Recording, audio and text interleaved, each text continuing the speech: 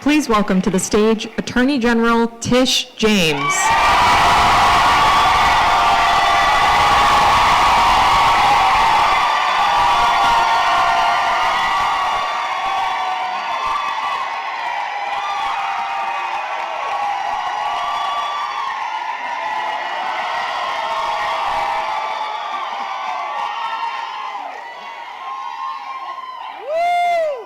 I just love the energy of young people. You fill my heart. Listen, we are here today because there's nothing more inspiring, nothing more impactful, nothing more powerful than a room full of young people who are committed to change. And that's why we are here this afternoon.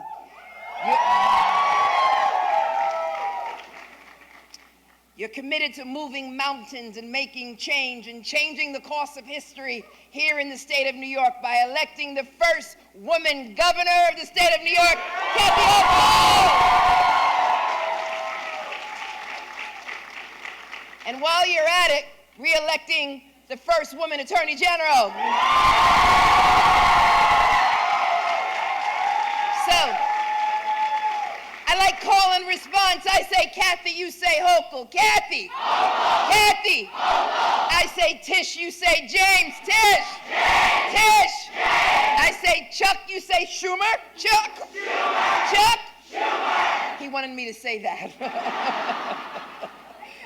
Yeah. So listen, you know, this afternoon you've seen some really powerful women, and you're going to see our first nation's Vice President, female Vice President Kamala Harris in a few minutes. Yeah. And of course, the first woman to be elected statewide in New York and the first woman to lead a national ticket on as a presidential nominee, Hillary Rodham Clinton.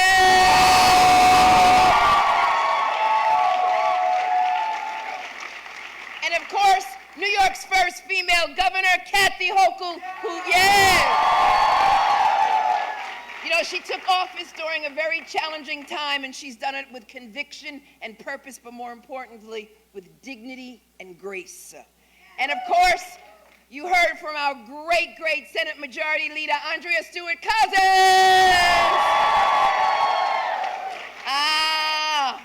Is Brooklyn in the house?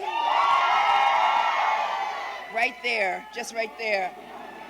You heard from one of the baddest sisters from Brooklyn, the first Latina Puerto Rican United States Congresswoman, La Luchadora Nidia Vasquez. And you heard from the president of the Men Who Get It Club. Yes, there's such a club, and the president is our great majority leader, Chuck Schumer. All of us on this stage tonight can tell you our history-making victories were only possible because of motivated and civic-minded individuals, and all of you who are in this room, women, young people, people of color, and concerned voters, concerned about our democracy, concerned about our future, concerned about the fate of this country, concerned about our state. People who know that the cost of inaction is too high to sit back and let others decide what the future will look like for them or their families. Voters that understood that we all have a stake in this game, and we all must take part in building the community, the state, the country that we all deserve. A country and a state where all of us are part of one human family, where all of us must march arm in arm, shoulder to shoulder, where all of us must lift each other up. In this election, my friends, the stakes are too high for all of us, but specifically for women. We cannot sit it out. We cannot stand by the sidelines. The right to make decisions about our bodies, the ability to have basic health care, Social Security for individuals who are aging out, and adequate child care. Yes, we must also, again, defend our democracy, because the pride in knowing that we live in a state that values standing up for our working people and our women is invaluable. All of this, my friends, is on the ballot, but we have a choice. We can let Republicans roll back the rights of women, members of the LGBTQ community, and immigrants, or we can say hell no. Hell no. What did you say? I can't hear you. Hell no. Thank you. Don't tell your parents I told you how to curse. We can use the power of our voices, the power, my friends, that's in your hand. And all of you right here today can unleash that power by voting, by going to those polls now and on Tuesday, Election Day, and voting like ever before, and bringing your friends and your loved ones and your family members, and let everyone know that we're not going backwards, only forward. Across the country and in New York State, Republicans have been clear about their agenda, advocating for treating legal asylum seekers with no humanity, just to score cheap political points with their base. Giving tax breaks to multi-billion-dollar corporations while doing nothing to help working families struggling to make ends meet. Cutting hard-earned Social Security benefits, and even thinking about cutting Medicaid when they become governor. And then letting local politicians decide what's right for a woman's body. They're climate deniers. They're election deniers. They're gun control deniers. Republican and anti-reproductive rights forces were slow and methodical in how they dismantled Roe. They started 50 years ago and they never stopped until they got what they wanted.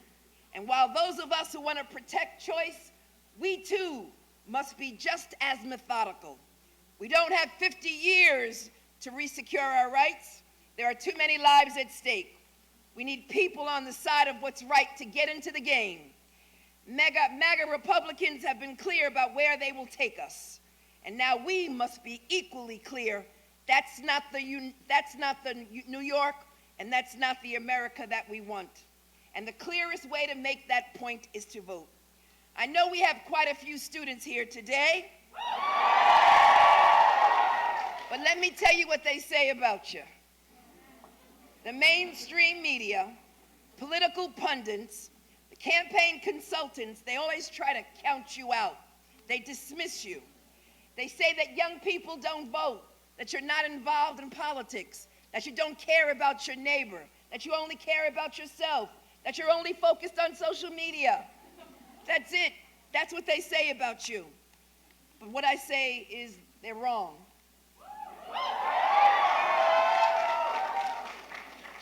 Because, my friends, all throughout history, it's always been young people, not politicians. It's always been young people who have moved us forward. Because, you see, it was young people who were marching in the streets and getting their heads bashed in during Selma, Alabama. Individuals, young people, SNCC, marching with Dr. Martin Luther King from Selma to Montgomery for the right to vote. It was young people who said, yes, we can, and elected Barack Obama. It was young people who stood in the way of the tanks in Tiananmen Square in China fighting for democracy. It's young people all across this world standing in the way, demanding democracy and demanding their votes be counted. Young people.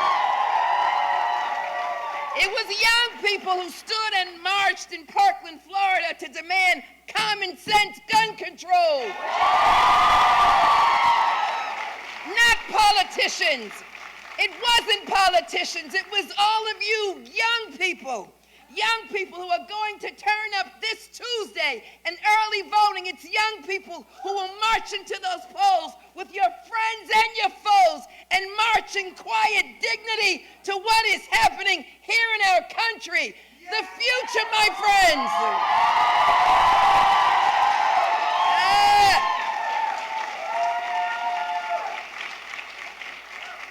They will not push us backwards. Because it's up to you, all of you, this is your country, all of you, and you must recognize that you must not allow them to push us backwards. Forward always, backwards never. My trust and belief is in all of you, and I need all of you, not to just attend a rally and make noise, but to go back home, to leave these four walls, knock on doors, tell people to come out and vote, tell them what's at risk, tell them what's at stake, and urge them to come out and vote. I've done my job as the Attorney General these last 3.5 years.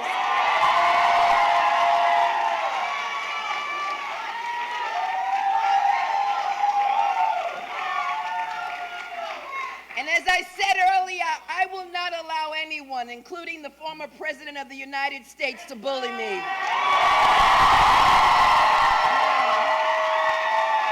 No. Like all of you, I will not bow, I will not break, and I will not be intimidated by anyone. Because I know that all of you have my back. And that all of you will join with me. All of you will join with me and stand up for this country and stand up for what's right and recognize that there's only one system of law and that no one is above the law.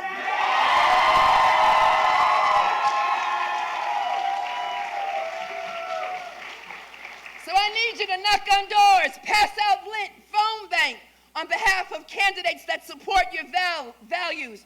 We've gained so much under Democratic leadership. We can't turn back. We won't turn back. We can't be complacent and let the other side win and face regrets of what we could and should have done, because then, my friends, it'll be too late.